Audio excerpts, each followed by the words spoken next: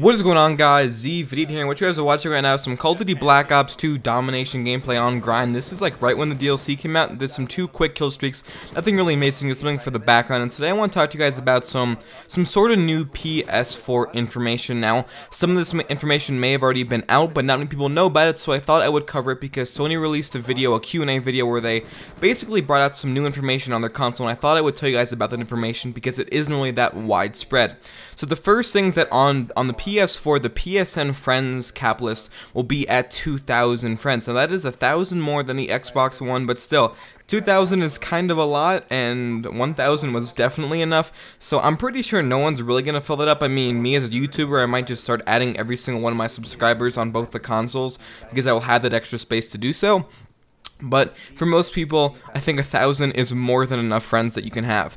The next thing is that PS Plus, which is required to play multiplayer games on the PlayStation 4, will not be required for Netflix or other apps, whereas on the Xbox One and Xbox 360 it is needed, as well as you will not need it for free-to-play games and cross-game chat. Both those things, to use it, you have to have Xbox Live on the Xbox 360 or on the Xbox One. First thing, this is confirming for sure that cross-game chat will be on the PS4. Thank God. If they did not, that would be probably the stupidest decision that Sony could make, because cross-game chat is absolutely wonderful. It's one of the reasons why I love my Xbox 360 over my PS3, because I can talk to my friends across any single game. I can be playing Call of Duty Black Ops 2, they can be playing GTA, one guy can be playing Skyrim, the other one can be playing Modern Warfare 2 or something, and I'm still able to talk to all my friends I love to talk to when I'm gaming, which is great that the PS4 will have this.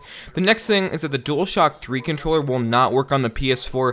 It's kind of surprising because the PS4 and the PS3 both use similar Bluetooth, so theoretically the controller could work, but I think the reason why they don't want this to happen is, one, they want to sell new controllers, and two, the PS4 controller has that mouse pad, and I'm pretty sure they want all gamers to have a unified experience where, oh, if this game has a trackpad but I don't have the trackpad, then I'm kind of fucked and I can't do this kind of thing in the game. So I think it's more of a gameplay perspective, being that they really innovated the controller, whereas on the Xbox One they just made the controller better than it already was. And I'm not quite sure if the Xbox 360 controller can be used on the Xbox One, but I wouldn't be surprised if you could use it, being that there is no trackpad added into the controller or a blue light, so you can use the PlayStation. I also forgot about that. Yeah, because the PS4 controller, it has that blue light, so when you get the move for the PS4, it can recognize it from the controller, otherwise you can't use the move. So once again, 2 reasons why the DualShock 3 controller probably the reasons for not letting the DualShock 3 controller be used on the PS4.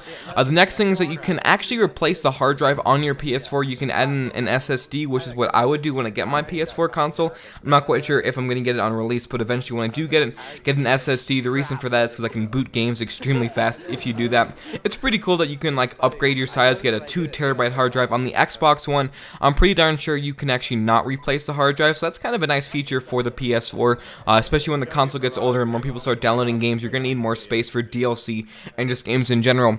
And the last thing is that your PSN name will carry over. Thank God. If they did not do that, that'd be kind of stupid. Hopefully on the PS4 you can actually change your PSN name by paying a small fee. Hopefully, cross fingers. But guys, that's all the time here. If you guys enjoy this video, make sure to this video like, a favorite, and subscribe for all this great information. I'll talk to you guys later. I'm Vdied, and I'm out.